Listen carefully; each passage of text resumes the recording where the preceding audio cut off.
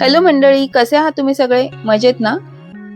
आज मी तुमच्यासाठी जी रेसिपी घेऊन आली आहे ती स्पेशली लहान मुलांसाठी रेसिपी आहे.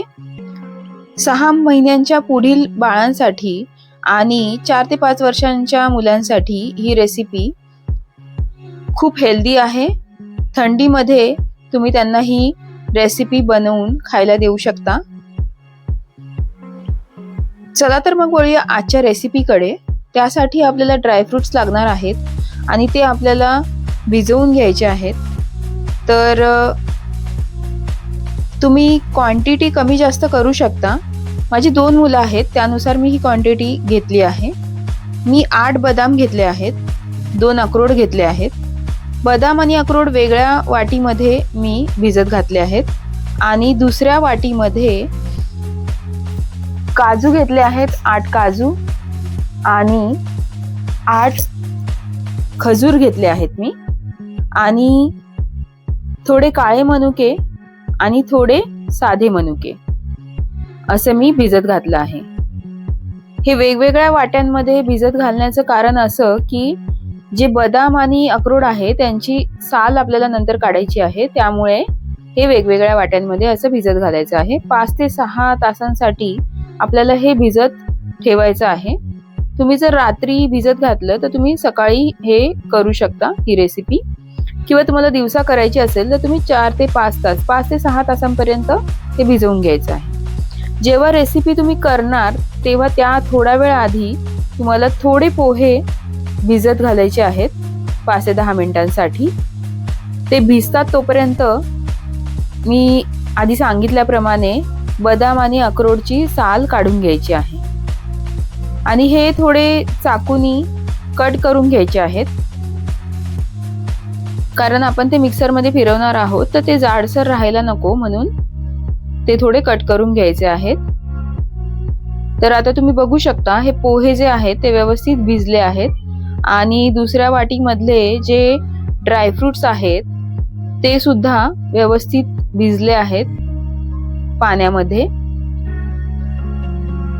जे अक्रोड आणि बदामाचं पाणी आहे ते आपण फेकून देऊ शकतो, पण जे दुसऱ्या वाटीतलं पाणी आहे ते आपल्याला फेकायचं नाहीये, ते आपण यूज करणार आहोत मिक्सरमध्ये ग्राइंड करताना. तर असे हे कापून घेतल्यानंतर आपल्याला ते मिक्सरमध्ये टाकून घ्यायचे आहेत. जे पोहे भिजवलेले आहेत ते पोहे आणि बाकीचे जे सगळे ड्रायफ्रुट्स आहेत ते मिक्सरच्या भांड्यात काढून घ्यायचे आहेत आणि हे मिक्सरमध्ये फिरवून घ्यायचं आहे. सगळं मिश्रण व्यवस्थित बारीक वाटून घ्यायचं आहे, कारण थोडी मोठी मुलं असतील तर ते थोडी चावून खातात जर मध्ये त्यांना ड्रायफ्रुट्स दाताखाली आले तर, पण जे 6 महिन्यांनंतरचे जे बाळं असतात ते खात नाहीत लगेचच चावून. त्यानुसार मी सांगते, तर तुम्ही बारीक व्यवस्थित ते ग्राइंड करून घ्यायचं आहे. आणि मग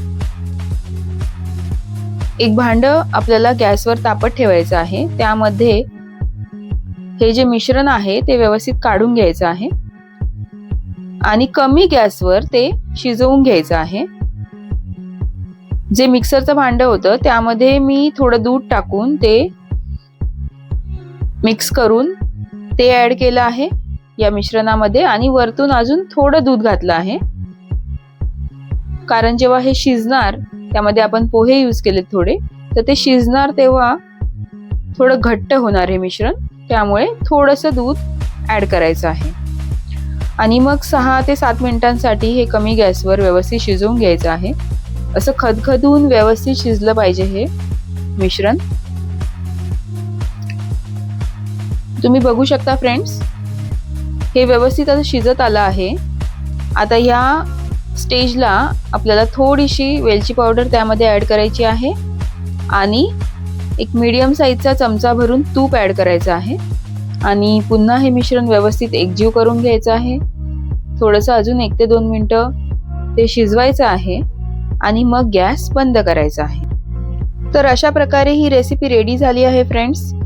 आता तुम्ही ही रेसिपी सर्व करू शकता वाटीमध्ये छानपैकी, आणि त्यामध्ये चवी म्हणजे आवडीनुसार थोडंसं तूप ऍड करून तुम्ही मुलांनाही खाऊ घालू शकता थंडीमध्ये स्पेशल.